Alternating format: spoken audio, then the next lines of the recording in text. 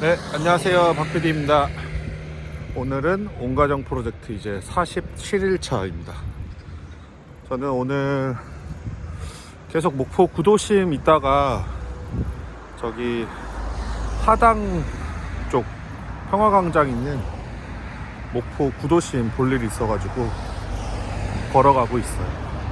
목포는 크게 구도심하고 신도심 이렇게 나눠져 있는데, 구도심은 어떻게 보면 목포 개항 당시 일체 수탈 과정과 역사적 관련이 있는 도심이 이제 목포 구도심이고요.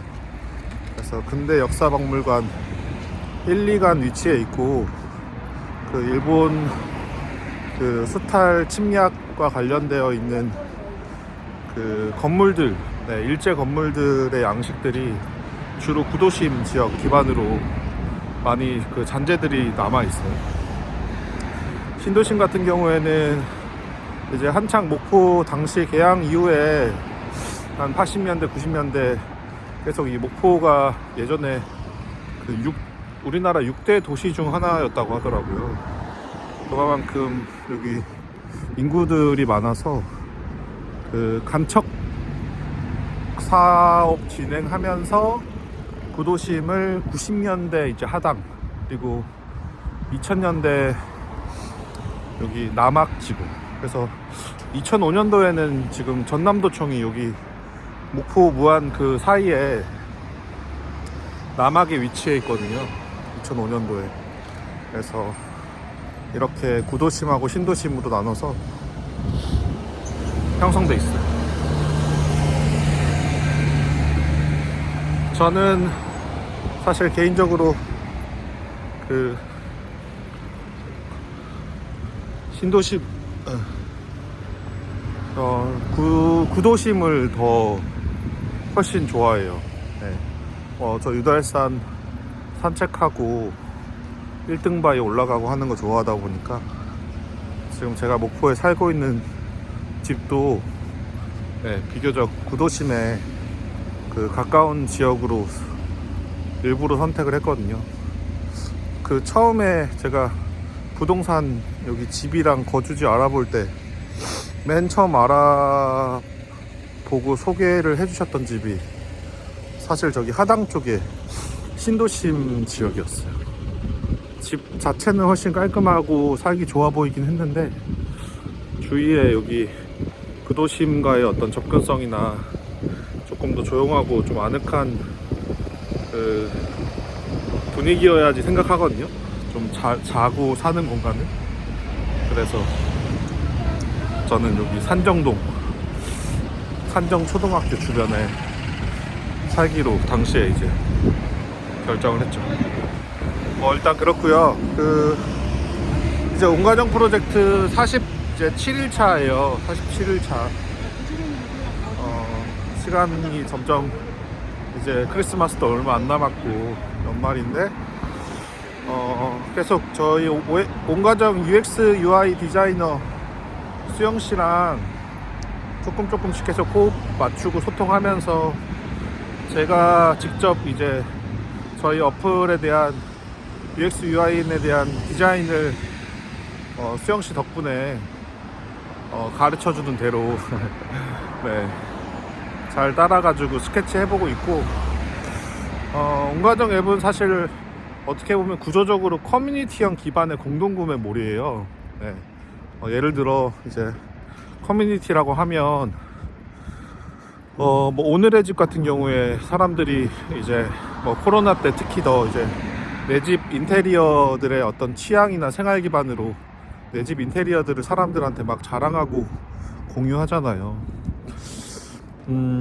유사한 성격이 있다고 생각해요. 근데 다만 저희 온가정 앱에 조금 더 초기에 지향하는 타겟점들에 있어서 차이점은, 저는 건강, 질병, 생활 기반한 커뮤니티 성격을 생각을 하고 있어서 뭐 오늘의 집이야 이제 굉장히 어떻게 보면 규모가 큰 볼륨의 플랫폼이다 보니까 조금 더 넓은 차원에서의 취향이나 생활을 지금 건드리고 있다면, 아직 제가 운영하는 성격의 온가정 앱은 뭐 규모나 인지도 면에서 아직 그 정도 수준은 아니니까 조금 더 커뮤니티형 니즈가 훨씬 더 강하게 결속력 있게 생길 수 있을 만한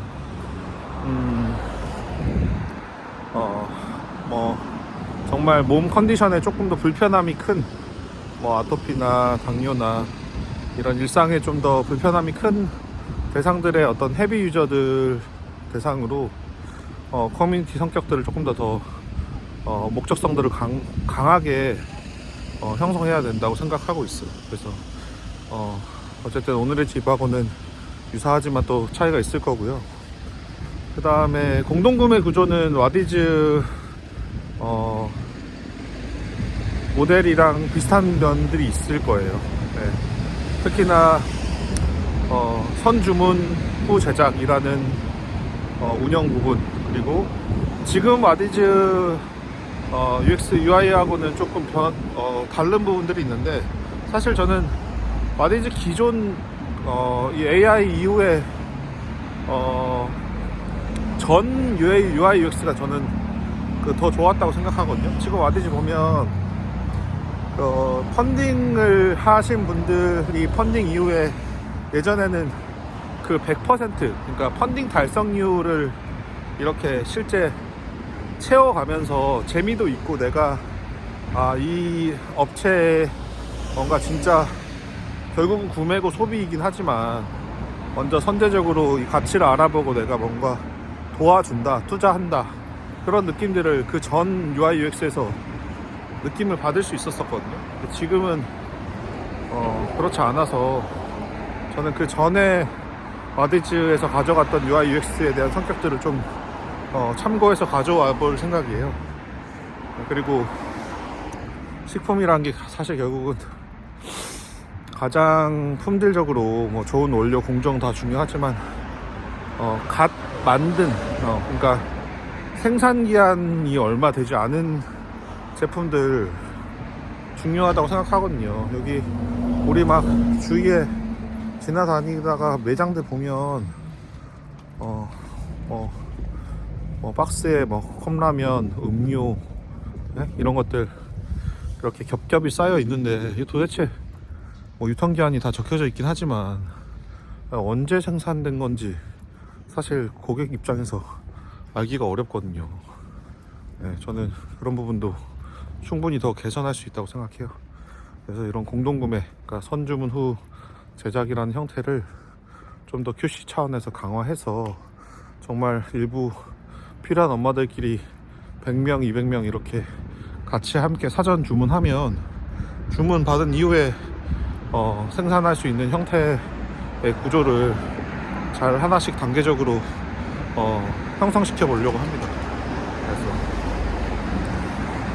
그래서 커뮤니티형 공동구매 구조의 성격들을 온가정 앱에서 가져가려고 하고, 오늘은 우선 공동구매에 대한 구조 이전에 어떻게 아까 제가 말씀드린 조금 더 일상의 어떤 몸 컨디션 상태에서 불편함이 상대적으로 큰 아토피, 뭐 5세 남자 아이를 키우고 있는 엄마라든지, 소아당뇨를 앓고 있는 7세 여자아이를 또 기르고 있는 엄마라든지, 이런 분들을 잘 이렇게 한데 모아서 과연 나랑 비슷한 상황과 처지의 엄마들은 어떤 걸 아이들한테 먹일까, 어떤 장을 보고 있을까, 뭘 살까, 그리고 어떻게 요리하고 어떻게 조리해서 먹을까, 이런 호기심이나 궁금증들이 내재적으로 어디 가서 말 못하는, 온라인에서 커뮤니티에서 충분히 기능적으로, 구조적으로 굉장히 이롭게 활용할 만한 아직 드러나지 않은 영역들이 반드시 있다고 저는 생각해요. 그런 어떤 기미나 징조들이 뭐 제가 지금 품평했던 이동탄 맘카페나 이런 것들에 대해서 충분히 살펴볼 수 있어요. 그러니까 커뮤니티를 저희가 자체적으로 형성시킬 만한 군집 대상들의 어떤 부분들의 요소들이 제 눈에 보인다는 거죠. 그래서 오늘은 다시금 좀 더 차분히 어떻게 온가정 앱 자체에 이런 대상분들이 정말로 필요한 좀 더 자유롭고 개방적이고, 하지만 일정 정도 그래도 지켜야 될 상식적인 룰이 있는 그런 굉장히 일상에서 유용한 그런 커뮤니티를 어떻게 좀 더 잘 형성하고 또 내가 온가정 앱에서 관리해 나갈 수 있을지에 대한 부분들을 차분하게 정리해 보려고 합니다. 그리고 이것들을 이제 수영 씨랑 잘 이야기해서 실제 저희 앱의 UI UX에 대한 부분들로 디자인해 볼 생각이에요. 그렇습니다. 네, 오늘 날씨가 또 좋네요. 저는 오늘은 목포 구도심 하당 지역 가가지고 또 열의를 해보겠습니다. 다들 또 오늘도 건강하고 행복한 하루 되시길 바랍니다. 감사합니다. 안녕히 계십시오.